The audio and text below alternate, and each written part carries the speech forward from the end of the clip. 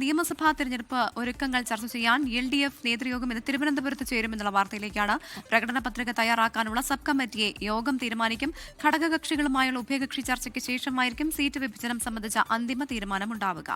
ജിബിൻ ജെബിയാണ് ചേരുന്നത് തിരുവനന്തപുരത്ത് വിവരങ്ങളുമായി. ജിബിൻ, ഈ ശരിക്കു പറഞ്ഞാൽ തെരഞ്ഞെടുപ്പിങ് അടുത്തു വന്നു എന്ന് തന്നെ വേണം പറയാൻ. ഓരോ മുന്നണികളും അവരവരുടേതായിട്ടുള്ള രീതിയിൽ കാര്യങ്ങളൊക്കെ നീക്കി തുടങ്ങിയിട്ടുണ്ട്. ഇപ്പോൾ കഴിഞ്ഞ ദിവസം യാത്രകളൊക്കെ നടത്തിയപ്പോൾ മനസ്സിലായത് തദ്ദേശ തെരഞ്ഞെടുപ്പിൽ ഉണ്ടായിരുന്ന പ്രശ്നങ്ങൾ പരിഹരിക്കാൻ ഒരു പരിധിവരെ കഴിഞ്ഞിട്ടുണ്ട്. ജനങ്ങളുടെ ഇഷ്ടം, പ്രീതി അതൊക്കെ പിടിച്ചുപറ്റാൻ കഴിഞ്ഞിട്ടുണ്ട് എന്നുള്ളൊരു വിലയിരുത്തലുണ്ടായിരുന്നു. ഇന്നിപ്പോൾ എന്തെല്ലാം കാര്യങ്ങളാണ് ഏറ്റവും പ്രധാനമായി നമ്മൾ ഇതിൽ നിന്ന് പ്രതീക്ഷിക്കേണ്ടത്?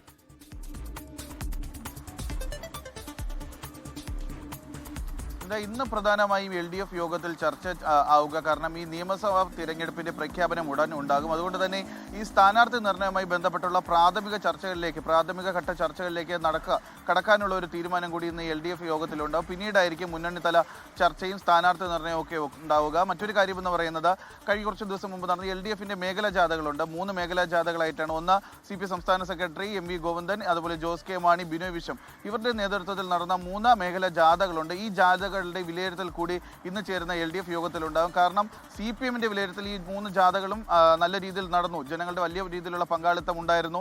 തദ്ദേശ തിരഞ്ഞെടുപ്പിൽ ഉണ്ടായിരുന്ന ആ ഒരു തോൽവിയെ മറികടക്കുന്നതിന് വേണ്ടിയിട്ടുള്ള ഒരു നീക്കം, അല്ലെങ്കിൽ അണികളെ കൂടുതൽ പാർട്ടിയിലേക്ക് എത്തിക്കാൻ സാധിച്ചു എന്നുള്ളതാണ് CPMന്റെ വിലയിരുത്തൽ. പക്ഷേ കഴിഞ്ഞ ദിവസം ചേർന്ന CPI സംസ്ഥാന എക്സിക്യൂട്ടീവിൽ മറിച്ചുള്ള ഒരു തീരുമാനമാണ്, ഒരു വിലയിരുത്തലിലേക്കാണ് അവർ എത്തിയത്. കാരണം ഈ 3 മേഖലാ ജാഥകളും അത് അർഹിച്ച ഒരു വിജയത്തിലേക്ക് എത്തിയില്ല. കാരണം നേതാക്കൾ 3 വഴിക്ക് പോയത് കൊണ്ട് തന്നെ അണികൾ കൂടുതൽ ഇങ്ങോട്ടേക്ക് എത്തിയില്ല എന്നുള്ള ഒരു വിലയിരുത്തലാണ് CPI എത്തിയത്. അതുകൊണ്ട് തന്നെ ഈ ജാഥയുമായി ബന്ധപ്പെട്ടുള്ള കൂടുതൽ വിലയിരുത്തൽ ഈ ചേരുന്ന LDFന്റെ സംസ്ഥാന കമ്മിറ്റിയിൽ ഉണ്ടാകും. മറ്റൊരു കാര്യമെന്ന് പറയുന്നത്, ഈ തിരഞ്ഞെടുപ്പ് അടുത്ത് നിൽക്കുന്ന സാഹചര്യത്തിൽ വരുന്ന വലിയ രീതിയിലുള്ള വിവാദങ്ങളുണ്ട്. പ്രത്യേകിച്ച് ആരോഗ്യ മേഖലയിൽ ഉൾപ്പെടെയുള്ള കടുത്ത പ്രശ്നങ്ങളുണ്ട്. അപ്പോൾ ഇത്തരത്തിലുള്ള വിവാദങ്ങളെ എങ്ങനെ ചേർക്കാം, അതിനെങ്ങനെ മറുപടി നൽകാം എന്നുള്ള ഒരു കാര്യങ്ങൾ കൂടി ഈ ഒരു ഇന്ന് ചേരുന്ന LDF യോഗത്തിൽ ചർച്ചയാകും. സ്മിത, പ്രവിത.